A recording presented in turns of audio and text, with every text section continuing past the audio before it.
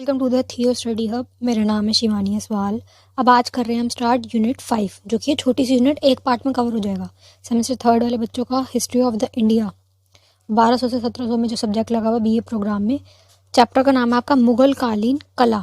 कला की बात चलेगी, जिसमें क्या होगा, इनका पूरा इंफ्रास्ट्रक्चर जो होता है वो पूरा, कि इनका कैसे था बनाने की, जो इनका निर्माण प्रक्रिया थी कि कैसे बनाते थे, क्या क्या चीज़ें यूज़ करते थे वो, प्लस चित्रकला की इनके टाइम पे चित्रकला कैसी थी। ठीक है, पूरा का पूरा इनका वो देखा जाएगा। आर्किटेक्चर, जिसे वास्तुकला कहा जाता है। ये मेरी इंस्टा और टेलीग्राम चैनल आईडी, कोई भी क्वेश्चन करो आप मुझसे यहाँ पूछ सकते हैं। टेलीग्राम चैनल आईडी पे ये पूरी पीपीटी मिल जाएगी, सारे नोट्स वगैरह वहीं मिलते हैं। ये देख लीजिए, ये इस तरीके की इनकी मुगल वालों की वास्तुकला है। ये देखो, ताजमहल इन्होंने बनवाया था, ये जामा मस्जिद है, ये अकबर वाला जो फतेहपुर सीकरी है ये करेंगे। ये सारा ये जो ऐसे था ना, लाल पत्थर का, संगमरमर का, ये सब चीज़ें इन्होंने बनाई, ये इनकी वास्तुकला थी। तो ये कैसे उभरी, कैसे इसका विकास हुआ, आपको ये पढ़ना बस। इसमें से एक क्वेश्चन यही बनेगा कि मुगलकालीन वास्तुकला क्या थी, उसका विकास कैसे हुआ। और अगर चित्रकारी पे पूछ लिया तो बिल्कुल आसान है कि पेंटिंग्स क्या थी, पेंटिंग के बारे में बताना कि उस पेंटिंग में क्या क्या यूज़ करते थे, उस पेंटिंग में क्या होता था, क्या बनाते थे उस पेंटिंग में। अपनी शान शौकत दिखाते थे, अपने पैसा, जवाहरात, अपने कपड़े महंगे से महंगे, अपने दरबारों की फ़ोटो बनवाते थे कि हमारा दरबार ऐसे लगता है, इतने अच्छे कपड़े पहन के हम जाते हैं, हमारे कपड़े पहनने का स्टाइल, ये सारी चीज़ उसमें होंगी। ठीक है, कि बनाते कैसे थे, किस चीज़ पे बनाते थे, कैनवस क्या होता था, वो सब चीज़ें होंगी इसमें। नेक्स्ट देखिए, सबसे पहले करेंगे मुगल कालीन वास्तुकला। सबसे पहले इसको पढ़ेंगे, पेंटिंग बाद में देखते हैं। मुगल शासकों के काल में वास्तुकला, आर्किटेक्चर जो होता है कि क्षेत्र में विशेष प्रगति हुई। इन्होंने क्या किया, विशेष प्रगति करी, बड़े बड़ी चीज़ें ऐसे बनवाई, कुतुब मीनार इन्होंने बनवाया इतना बड़ा। ठीक है, तथा एक विशेष शैली का विकास हुआ, एक प्रकार की विशेष शैली का इन्होंने विकास किया। मुगल शैली के विकास में दिल्ली के सुल्तानों के काल में विकसित वास्तुकला शैली, जिसे इम्पीरियल स्टाइल कहा जाता है। इसको लिख लीजिए बेटा, इसका नाम ये है, इनकी शैली वाले का नाम क्या, इम्पीरियल या इंडो इस्लामिक, के इंडिया का भी मिलता जुलता टच, और इस्लामिक शैली के नाम से जाना जाता है। ठीक है, अंतरिक्ष कई क्षेत्रों में शैलियों में भी योगदान दिया उसने, और भी कई शैलियों में योगदान दिया, जिसमें जौनपुर, बंगाल, मालवा, ये सारी जगहों में ऐसी ऐसी इन्होंने चीज़ें बनवाई। इसके अलावा पश्चिम भारत में, राजस्थान में, गुजरात में विकसित हिंदुओं को व जैन स्मारकों की कला शैली भी अंकलांक के लिए विशेष रूप से प्रयत्न की गई। ये सभी बता रहे कि यहाँ पे इन्होंने क्या क्या चीज़ें बनवाई हुई हैं। बाकी ये कि इनके वाले स्टाइल को, मुगलकालीन वास्तुकला को क्या कहा जा रहा है, ये इंपॉर्टेंट है, ये दोनों लिख लो। नेक्स्ट आके देखेंगे, मुगल वास्तुकला में खुदरे पत्थर होते थे। कैसे होते थे, खुदरे हुए पत्थर, उभरे हुए पत्थर, बाहर की तरफ जल के होते हैं, जैसे ये दीवार है, जैसे बाहर की तरफ निकले हुए पत्थर होते थे इसके ऊपर। लाल बलुआओं पत्थरों के साथ संगमरमर, संगमरमर का तो एग्जाम्पल ताजमहल ले लो, पूरा वाइट कलर का संगमरमर का है। लाल बलुआ पत्थर क्या है, जैसे लाल किला है, पूरा पूरा लाल पत्थरों का बना हुआ है, लाल किला वो ले लो। जो जामा मस्जिद है वो भी रेड कलर का बना हुआ है पूरा वो। ठीक है, तीनों का इस्तेमाल हुआ करता था। खुदरे पत्थर, लाल किला, राम और संगमरमर, ये तीनों का यूज़ कर रहे हैं, ये इनकी वाली शैला में ये हो रही है। मुगल वास्तुकला में मीलों घेरे वाले किले की प्रकृति आम ही होती थी। इनके घेरे कैसे होते थे, इनके किले के बीच में किला है, चारों तरफ बाउंड्री है कि कोई आक्रमण ना कर सके। ठीक है, मीलों घेरे वाले किले होते थे इनके, किले के भीतर ही पूरा शहर समा जाता था। तो इतने बड़े बड़े इन्होंने किले बनाए कि इसके अंदर ही पूरा शहर रह लेगा। ठीक है, भवन निर्माण में घोड़सवार, कोड़दार और रंगी मेहरबान का इस्तेमाल मुगलकालीन वास्तुकला की पहचान है। मुगल कालीन वास्तुकला के बारे में जब हम सुनते हैं तो हमारे सामने विशेष भवन आते हैं। ऐसे बड़े बड़े विशेष भवन बनाए इन्होंने, इमारतें बनाई, किले बनाए, जैसे कुतुब मीनार कितना विशाल है, वैसे विशाल गेट बनवाए इन्होंने, विशाल हॉल बनवाए, कमरे बनवाए, मीनारें नजर आती हैं। ठीक है, ये सारी चीज़ें इनकी हैं। मुगल शासन ने भारत में वास्तुकला, मस्जिदें इन्होंने बहुत सारी बनाई, मकबरे बनवाए और बगीचे बनवाए के साथ प्रगतिशील भारतीय कलाओं को काफ़ी बढ़ावा दिया। ठीक है, अब इसमें देख लेंगे अकबर के काल में। अब अकबर की बात चल रही है कि अकबर के काल में अकबर ने क्या करता, खास तरीके से रेड कलर के जो पत्थर थे उनसे बनवाना स्टार्ट। जो इसने अपनी वाइफ जोधाबाई के लिए महल बनवाया था ना, वो पूरा रेड कलर का था, जोधा महल जिसे कहा जाता है, पूरा रेड पत्थरों का बना हुआ है। ठीक है, अकबर के काल में अधिकांश इमारतें लाल पत्थर की थी, लिखा है ना, लाल पत्थरों से निर्मित थी। किंतु आकलनकारियों को कहीं कहीं संगमरमर भी प्रयोग किया गया, कहीं कहीं पे संगमरमर मिला, लेकिन मोस्टली लाल पत्थर था। भवन निर्माण के लिए शहतियार व स्तंभों का परिणाम किया जाना, बड़े बड़े स्तंभ बना दिए, जैसे मीनारें बनी होती ना, वो मीनारें बनी हुई थी। तो परंपरागत तकनीक अपनाई जाती थी तथा मेहराब की निर्माण आकलन के लिए माध्यम के रूप में हुआ करता। गुम्बद हो, गुम्बद क्या होता है बेटा, उसकी शेप ऐसी होती है गुम्बद, ऐसे गोल गोल गुम्बद बने हुए होते हैं ऊपर की तरफ। पूरा जैसे मान लो ये पूरा स्ट्रक्चर बना हुआ, कुछ बनवाया, उसके ऊपर मोटे मोटे गुम्बद बनवा दिए ऊपर की तरफ, ठीक है। गुम्बदों का निर्माण होता था, देने के लिए किया जाता है। इस प्रकार की कला को, वास्तुकला को गुम्बद मेहराब प्रसिद्ध प्रणाली कहा जाता था। गुम्बद मेहराब प्रणाली, इसको भी लिख लो नाम। एवं क्षैतिज स्तंभ, क्षैतिज स्तंभ कैसे, सीधे सीधे स्तंभ, क्षैतिज के मिशन के रूप में प्रस्तुत किया जाता था। गुम्बद होते थे, लाल कलर के पत्थर होते थे, उभरे हुए पत्थर होते थे, संगमरमर होती थी, ये होते थे क्षैतिज स्तंभ लंबे लंबे। प्रारंभ में गुम्बद लोदी शैली के थे, पहले के टाइम पे इनके शैली के थे गुम्बद वगैरह, जबकि मेहराब तुगलक शैली के थे। मेहराब वगैरह जो थे वो तुगलक शैली के थे। आकलन के नमूने को उत्कृष्ट किया जाता था, मतलब बहुत उभार के अच्छे से बनाया जाता था, उत्कृष्ट था, या तराशा जाता था। तराशना मतलब नकाशी नहीं करते खोद खोद, जैसे मान लो पत्थर है, इसमें खोद खोद के उससे छेनी हथौड़े से खोद खोद के इसमें नकाशी बना देना, बहुत सुंदर डिजाइन बनाना, उसे नकाशी कहा जाता है, ठीक है। इसकी महीम कारीगरी, बहुत डीप, महीम बहुत होता है सूक्ष्म, डीप वाली कारीगरी गुजरात की कष्ट कला की याद दिलाती है। बहुत सारी डीप वाली भवनों के अंदर भी दीवारें एवं छतों में डिजाइन चित्रित होते थे। घर के अंदर जो दीवारें हैं उसके ऊपर डिजाइन बने हुए होते थे। जैसे बेटा अब के टाइम में फॉल सीलिंग चलती है ना, उस टाइम पे इनका क्या चलता था, दीवारों के ऊपर डिजाइन बनवाते थे। ये बोलते थे ना रोशनदान, दीवार बनी हुई उसके अंदर से एक काट के उसमें से ऐसे बहुत सुंदर डिजाइन बने होते थे, उससे बोलता था रोशनदान। बहुत सुंदर, उसमें से रोशनी आती थी, हवा आती थी, खिड़कियाँ इनकी इस टाइप की थी, रोशनदान टाइप की, ठीक है। डिज़ाइन बने हुए होते थे। अकबर के काल में ये सभी विशेषता आगरा, इस्लामाबाद, लाहौर, इन सब के किलों में देखी जा सकती है। फतेहपुर सिकरी जो इसने खुद नहीं बनवाया था अकबर ने, फतेहपुर सिकरी का भी पूरा टॉपिक आगे करेंगे। फतेहपुर सिकरी अकबर की कल्पना की कलात्मक मूर्ति का रूप है। इसने बहुत सुंदर सोची थी, इसकी जो खुद की कल्पना थी, इमेजिनेशन था, उसके हिसाब से इसे फतेहपुर सिकरी भी पूरा बनवाया था। जामा मस्जिद के अलावा यह है कि सभी इमारतें परंपरागत भारतीय निर्माण विधि से बनी हुई हैं। भारत वाले का जो स्ट्रक्चर था उसमें जोधाबाई का महल जो है उसके बारे में बता रहे हैं। जोधाबाई का महल, मरिया सल्तनत का, सारे जितने भी इन्होंने महल वहल बनाए वो इस पद्धति से बने हुए। ये रही बेटा फतेहपुर सिकरी, देखो कितनी सुंदर इसने बनवाई है, अकबर ने बनवाई थी।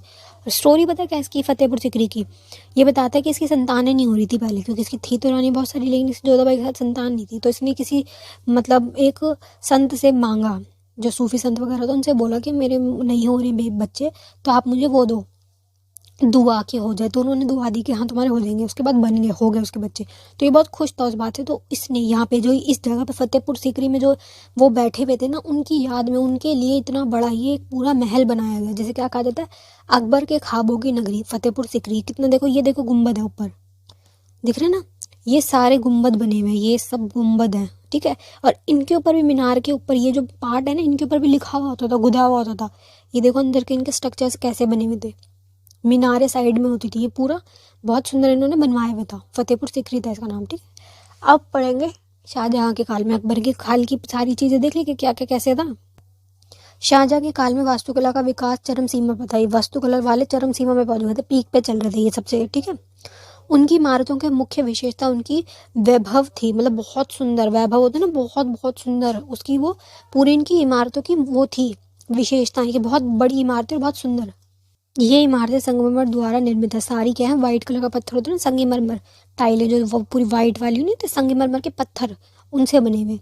इसी कारण इसकी प्रभावोत्पादकता भी बड़ी बड़ी है। उसका आकलन शैली भी अकबर व शाहजहाँ के इमारतों से हटकर थी। इसकी शाहजहाँ की जो थी अलग थी, थोड़ी सी हटकर थी, अकबर और जहांगीर वाले टाइम से अलग थी, उच्च कोटि की थी, मतलब उससे भी ज़्यादा बेहतर थी, उच्च कोटि की थी। आकलनकर्ता पहले भी अपेक्षा न केवल कम मात्रा में है, वे उच्च कार्यों को भी कम स्थान मिला है। इस स्थान में पित्रा ड्यूरा पद्धति का उपयोग किया गया। इस टाइम की इसकी पद्धति का नाम क्या है, ये पित्रा ड्यूरा, इसको लिख लीजिए, पहले वाले की पद्धतियाँ और इसकी पद्धतियाँ। एक अन्य परिवर्तन मेहरबान के क्षेत्र में भी परिलक्षित किया जाता है, जिसके 9 स्थलों पर मोड़कर बनाया जाता था, 9 तरीके से उसको मोड़ मोड़ के बनाया जाता था। ये इनकी अलग तरीके की टेक्नोलॉजी है। ये मेहराब दोहरे खंभों पर आधारित होते थे, 2 खंभों के ऊपर मेहराब टिका हुआ होता था ऐसे, ठीक है।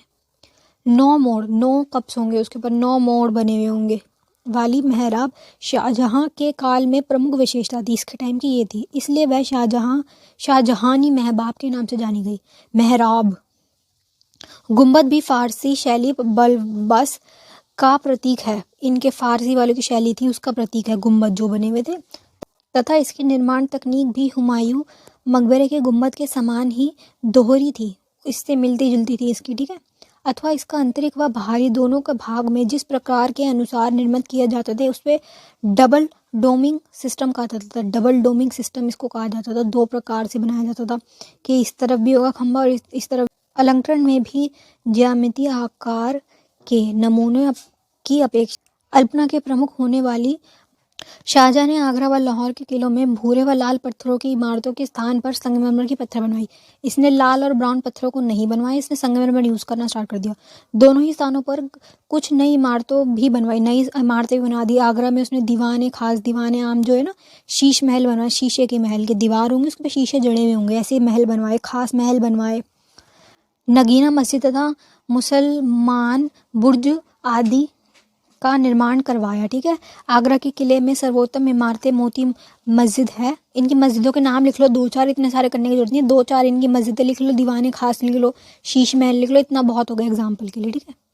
नेक्स्ट अब आगे बढ़ेंगे मुगल काल की चित्रकला की। ये जो चित्रकला, ये फोटो देखो, ये चित्रकला है क्योंकि ये पेंटिंग्स बनानी इन्होंने स्टार्ट कर दी थी कि ये पेंटिंग्स क्या है, इस प्रकार से कि ये अपनी पूरी वो दिखा रहे कि इनकी ये महल जो ये रंगमंच होता था कैसा होता था, डांस कर रहे होते थे, हुक्का लगा रखा है और ये सब बैठे हुए हैं, कोई गाना बजा रहा है, ये सभी ये चीज़ें दिखाते थे अपनी, वो दिखाते थे वास्तुकला हमारी कैसी है, कितना सुंदर हमने बनवाया है, कैसे रहते थे, ये सब चीज़ें इसमें चित्रकला में आएंगी।